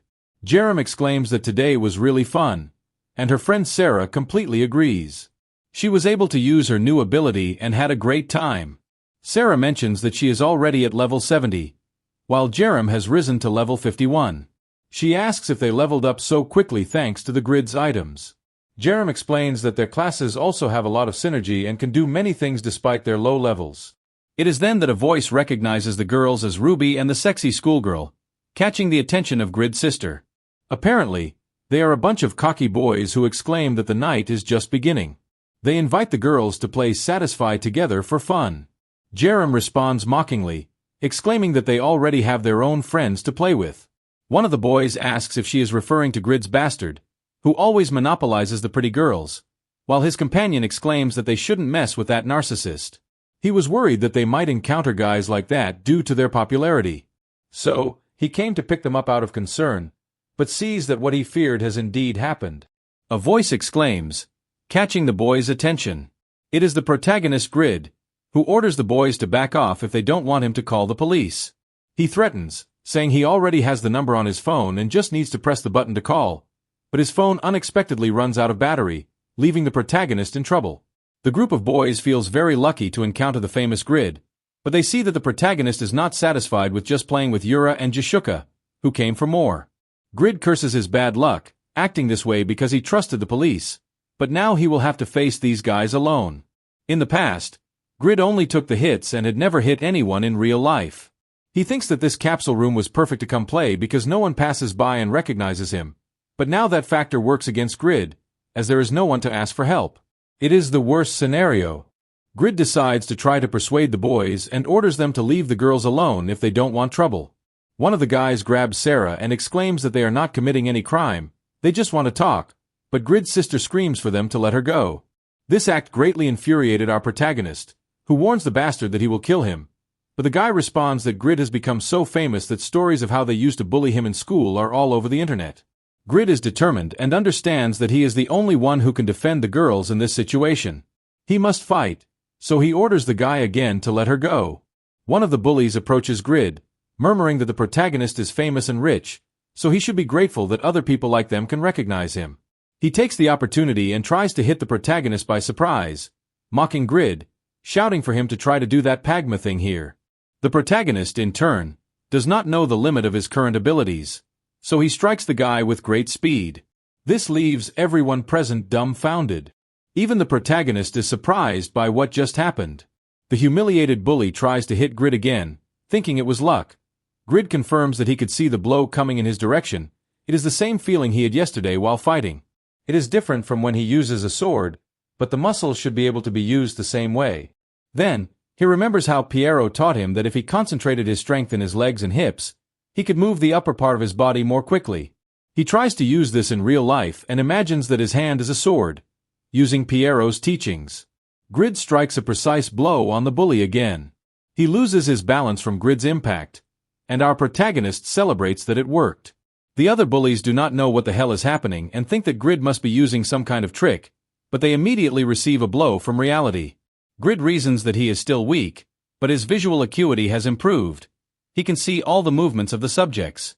Hitting the idiot in front of him, he thinks this is the pleasant feeling he felt when pushing his body to the limit when he went to Corco Island. Grid started training at home to be able to experience that feeling again.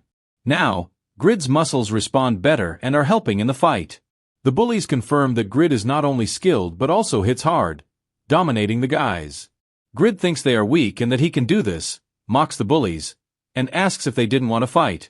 The protagonist has also become stronger in reality, so he tries to remember the movements he makes when he is Grid and thinks it is possible. Now, the protagonist could even replicate the foot movements of Pagma's sword dance, but Grid's body does not respond. Then, one of the bullies charges at the protagonist and shouts not to be so arrogant. The protagonist is knocked down and beaten on the ground, while he wonders if this is the limit of his body and if he is unable to withstand Pagma's dance, or maybe all of this was just his imagination.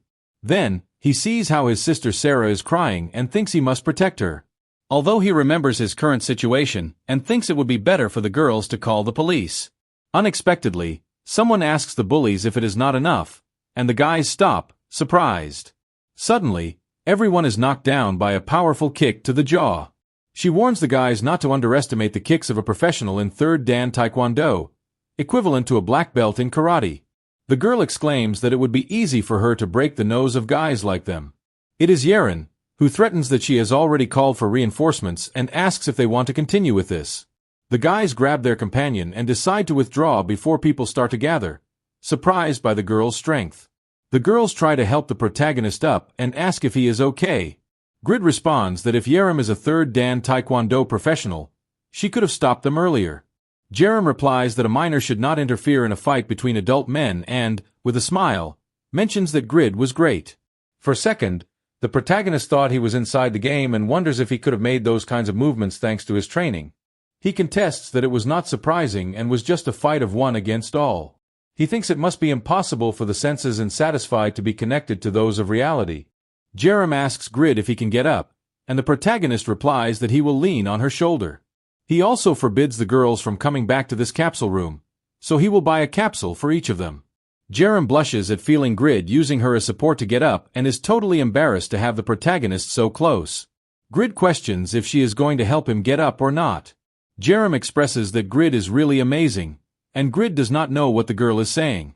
"Now, hurry up and help me," said the beaten protagonist. In the Satisfy News, they welcome to talk about the members of the Overgeared Guild, who have been the talk of the town recently. The top 100 of the unified ranking has experienced surprising changes. All members of the Overgeared Guild have been increasing their ranking at an unprecedented speed. They have risen 10 positions and now most of them are in the top 40. This is a cataclysm in the ranking. Although the top 7 remains the same, it is speculated that the Overgeared Guild has been gaining levels at a surprising speed, thanks to hunting powerful monsters in the west of the Eternal Kingdom. Rumors say that only a group of rankers of level 280 or higher can enter that zone and survive, so it can be assumed that almost no user wants to go to Raydan because of those monsters, and the flow of population to Raydan is almost non-existent. They then deduce that Duke Grid must be going through many problems going with the protagonist. The Prota thinks that the cataclysm in the ranking is exaggerated, and what he does not understand is how no one has entered the top 7 yet with the items he forged himself. On the other hand, he thinks it is true that they have taken advantage of all the rewards from hunting in this territory, and it has already been 4 months since the protagonist arrived in Raydan. Tobias was the last to update. All members of the former Sadaka Guild have already reached level 300. Then, Grid remembers that he now only has 3 things left to do: the class mission, the Pabranium, and Piero's revenge. Someone asks Grid how much longer he will have to stay in this place, and Grid remembers the boy, who is the greatest. The protagonist exclaims that he has a task for him. He will designate a guard for the young man and orders him to explore the west of the kingdom to see if he can find any golem labyrinth. The boy responds that, by guard, Grid must be referring to those in charge of watching over him. Grid comments to the boy that if he swears loyalty, he will give him more freedom, but the greatest responds that if he wants him to swear loyalty, he must be at least a king.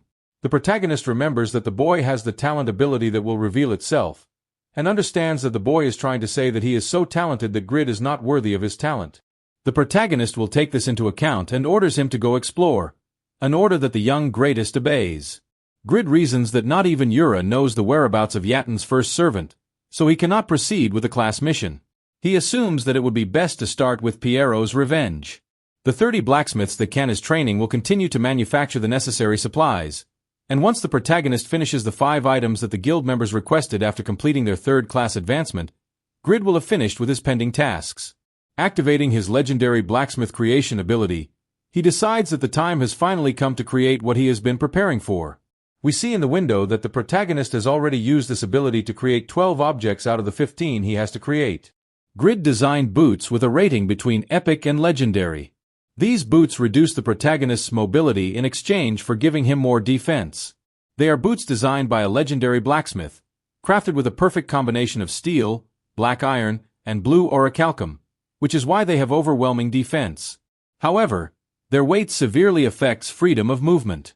They are level 320, the main material is steel, which will be combined with blue orichalcum to create heavy boots that will be strong and durable. The protagonist considered Piero's advice to create this new item with his legendary blacksmith creation ability. These boots are not as useful as Braham's boots, but they have exceptional defense, comparable to 2/3 of the defense provided by a set of the same rating. Grid reasons that even if his freedom of movement is affected, it has great synergy with a great sword. The protagonist does not have mobility skills, and his combat style consists of hitting and being hit, so it is a perfectly designed item for him. The protagonist has crafted over 600 items in the last 4 months, and his dexterity stat has surpassed 3,000 points, getting closer to becoming a true legendary blacksmith. In front of the window that asks for the name he will give to the boots, Grid is proud of his work, and from now on, the items he creates with this ability will bear his name. He will call this item Grid's Boots. Then, we are transported to the Vatican, where we see a sad Damien who remembers that precisely for this reason he told her that they should seal the Spear of Liefel. He asks Isabel why so much is demanded and if the church's orders are more important than her own life. Lying in bed, we see Rebecca's daughter, Isabel, who is really worn out. White transformation is an ability possessed by the 3 divine artifacts of the Rebecca Church. Thanks to this ability, Rebecca's daughters can borrow the power of the goddess. It is an ability that grants immense power, but at the same time consumes the user's life energy, as it poses a great burden on the human body. Because the seal of the Spear Liefel was removed a year ago, Isabel has remained in a state of white transformation and is slowly dying. Amid tears, Damian laments that the girl has even lost her hearing and cannot hear his voice, all of this shortly after turning 18. "How much longer will you stay by the side of this tool?" asked a voice to Damian. It was Pascal, the 11th leader of the Juder Church, after the death of Pope Drevigo. Pascal aspired to the papacy with the support of his father, a former viscount of the Saharan Empire who became a count after his son became the 11th leader of the church. This was the perfect opportunity for the largest religious group in the West to fall into the hands of the Saharan Empire. The 5th Pope, Franz, sealed the divine artifacts after seeing the effects they caused, but Pascal convinced the elders that the church weakened because of this and is now preventing the Liefel spear from being sealed again. Damian believes that Isabel is dying because of him and warns Pascal to stop treating Rebecca's daughters as mere tools. The Pope responds that they are just educated and trained tools to wield the 3 divine artifacts and use their life energy to borrow the goddess's power. Damian asks Pascal not to be swayed by the useless sympathy for Pope Franz, but Pascal confesses that he has already decided to seek Pagma's successor and ask him to release the seals of the other artifacts. Damian emphasizes that Rebecca's daughters are not tools. They have always used their powers for the good of the Rebecca Church, and the goddess will not forgive Pascal's attitude. Damian declares that Pascal will never have his approval, while Pascal asserts that a mere paladin seduced by the beauty of the tools should not speak on behalf of the goddess Rebecca. Damian orders him to be silent and promises to destroy the elder's repugnant vision, becoming Pope for Isabel, Rin, and Luna. Then, a window shows that he has accepted the mission to become the SS rank Pope. The favorite candidate for the future Pope Pascal is planning to use the Rebecca Church as a political tool. You, as the agent of the goddess, must have the ambition for Pascal, Damian, to become Pope in the papal election that will take place in 3 months. As rewards, he will receive a 2nd degree of Pope, the armor of the goddess Rebecca, the helmet of the goddess Rebecca, and the gloves of the goddess Rebecca. If he fails in the mission, Pascal will become Pope, and the Rebecca Church will decline even further in the days of Drevigo. Pascal wonders when this boy obtains so much divine power and if it is the power of the goddess's agent.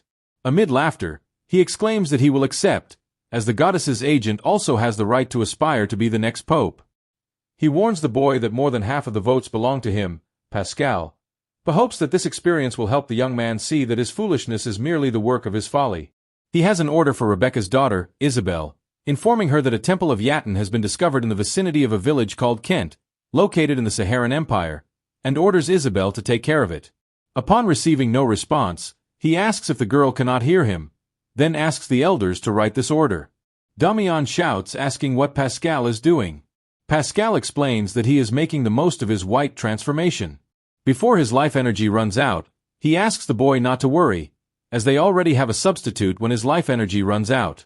Damian curses the bastard and exclaims that he himself will take on the tasks assigned to Isabel. Pascal responds that going against an order from the elders acting on behalf of the Pope is, essentially, going against the Pope himself. Damian mentions that he is the agent of the goddess and proclaims himself the most suitable to act in place of the Pope. Pascal reasons that if the boy wants to go to the battlefield on his own, it is better for him, as being away from here will decrease his chances of winning the election.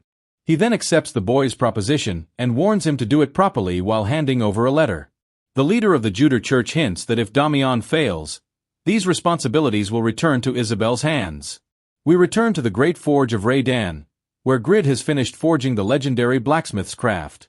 The testimony of a level 5 god's weapon increased the statistics of the crafted item by 19%. The protagonist sighs in relief for finishing his work while wiping the sweat from his face.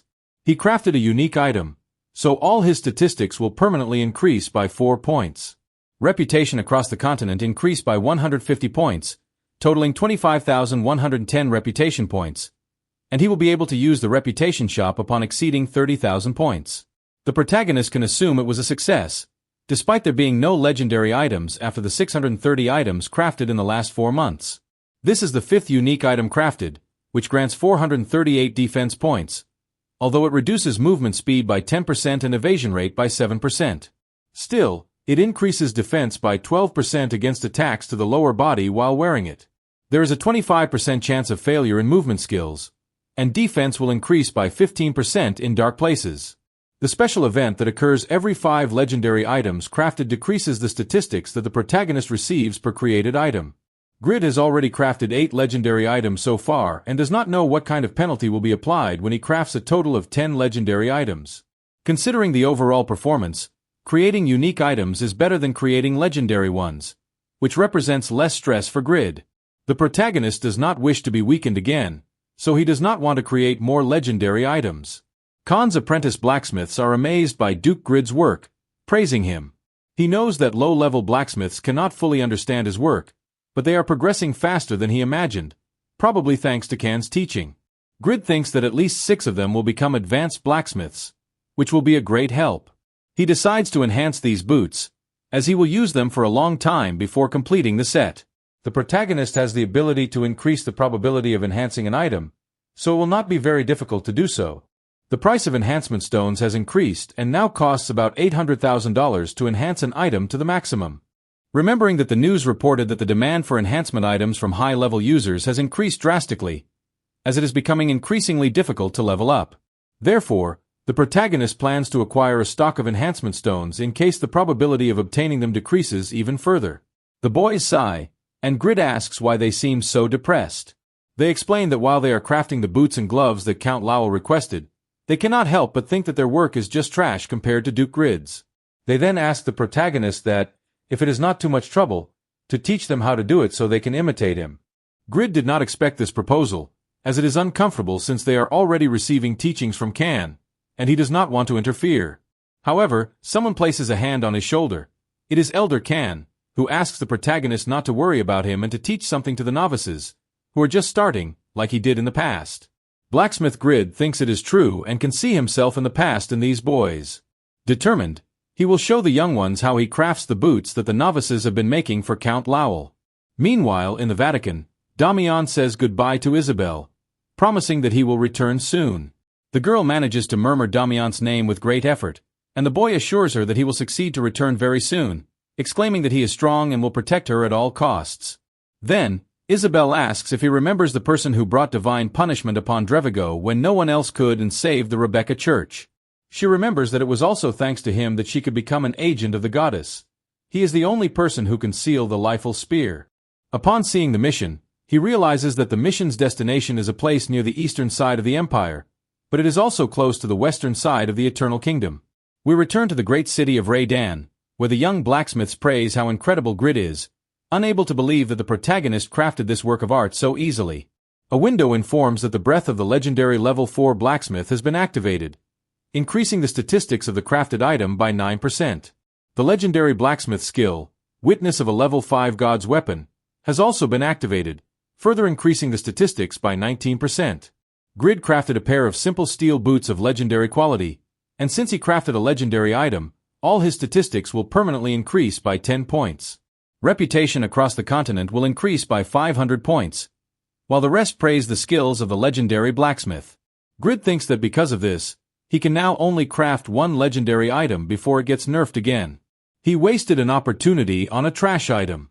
On the same day, among the countless stories in Satisfy, the determination of a man began a new story, a story that narrated his adventures and those of another protagonist.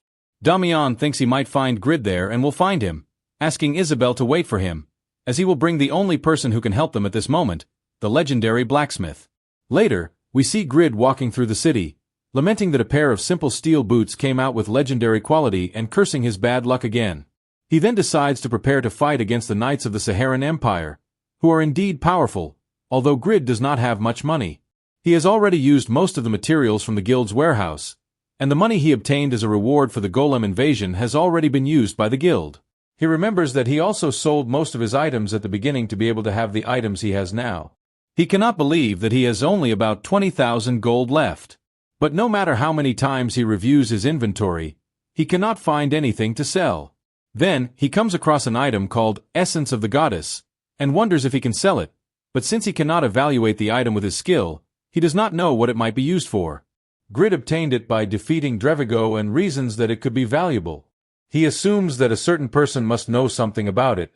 Back at the castle, Rabbit mentions that, as a merchant, he trusts his ability to recognize the value of most things, but even he has no idea what value this might have. Grid asks if he can sell it, and Rabbit replies that, considering it is an object that contains the divine power of the goddess Rebecca, he suggests to Grid not to sell it so carelessly. The protagonist explains that he needs money for the enhancement stones, and Rabbit decides to show something that might interest Grid. Grid recognizes the map they have been working on for the last 4 months and can see that the West Desert is indeed vast. Rabbit comments that if they are able to restore the desert by exterminating the giant worms, Grid would be able to achieve a feat comparable to the exploits of the founder and supreme ruler of the North, King Lauren, according to information obtained from the imprisoned administrator. There is a yellow mithril mine in the area that Rabbit points out on the map. They also believe that the villages discovered south of the Event River are mining settlements. It is then that the new administrator asks Grid if he remembers when he requested half of the guild's funds for alchemy facilities. He justifies that if they can develop synergy between alchemy and Grid's blacksmithing skills, they could turn Raydan into a second Talima. Grid is surprised to remember that Talima is the city of the dwarves, said to have all kinds of battle equipment. He also recalls that it was said that no human can enter there because it is in the territory of Traga, the fire dragon. Although Grid also remembers that the materials for alchemy are expensive and the success rate is low, he said he needed money to buy enhancement stones. He then asks why Rabbit is talking about all this, since he is unaware of these things, and that is why he tasked Rabbit with it. The administrator, Rabbit, thinks that as a governor, Grid shows little interest in almost anything, even if they are very tempting plans, but he trusts his subordinates, those he has chosen for each area. This is the characteristic that an ideal governor needs. He then explains that fairy dust is a material that significantly increases the success rate in alchemy and can be made from yellow mithril. Grid thanks him for the information but does not understand why Rabbit keeps talking about alchemy, to which Rabbit responds that through alchemy, they can create enhancement stones. This idea catches Grid's attention, as he did not know there was another way to obtain them besides drops from boss monsters. Rabbit explains that they can be crafted through alchemy. The probability of success is extremely low, but things could be completely different if they have yellow mithril. This excites the protagonist, who proposes to reclaim that territory immediately, asking if the mine is south of the Event River. Rabbit comments that there is a problem, as the exploration group they sent to the mines was forced to retreat after being defeated by a monster. Grid responds that they already knew that the monsters in that area are indeed powerful, so they will have to send the Overgeared clan. The exploration group that was defeated was from the Overgeared clan, Rabbit reveals, taking a sip from his cup. This surprises Grid, who knows that the clan members are in the top 40 of the unified ranking and have even completed their third-class advancement. He does not understand how they were annihilated. It was not long ago that Regis completed his third-class advancement and became an Ashura. The martial artist wanted revenge for the fight they had in the international competition. He became ridiculously powerful, and Grid won precisely thanks to his immortality passive and Piero's training. Rabbit continues to explain that the strength of this monster transcends imagination, and that is why he recommended something, but Grid interrupts him, believing he knows what he is going to say. Grid understands that it is time to unite the exploration clan and decides to leave immediately. Later, Grid exclaims the name Doppelganger and asks the guys if that is the monster that made them retreat. Pawn confirmed what Grid said, explaining that it is a monster. Piero responds affirmatively, explaining that it is a monster that transforms by copying the appearance and abilities of its target, and the monster copied the appearance of someone more powerful than them, which is why they could not defeat it. Regis explains that this thing uses a sword as big as Dawn's sleeves and is as strong and fast as Grid. Although Faker corrects that the monster's swordsmanship was superior to the protagonist's, Grid reasons that the entire clan faced the monster and had to retreat, so he wonders if it is at the level of Hell Gao in its strongest form. At this, Piero exclaims that he will also go with them, and the protagonist is moved to see that the swordsman has improved his appearance since the last time they met, exclaiming that it is perfect for him to join them on this raid. Vander directly asks why he would have to come, the farmer, and if he has things to do in the field. Lowell, on the other hand, was able to see how impressive Piero was and thinks he will be of great help. He then reasons that Grid plans to use Piero's skills to explore the territory, deducing that the protagonist is becoming wiser. Many people underestimated Grid's power, saying that he became weaker than most of them because they completed their third-class advancement, but the truth is that they are all mistaken. Grid is constantly growing and asks if everyone is ready. Along with the guild guys and Piero, the protagonist mentions that it has been a long time since they had an adventure together. If you don't want to miss the upcoming releases, subscribe to the channel and leave a like. This is very important to us, along with your comments. I look forward to seeing you in the next Nerd Recap.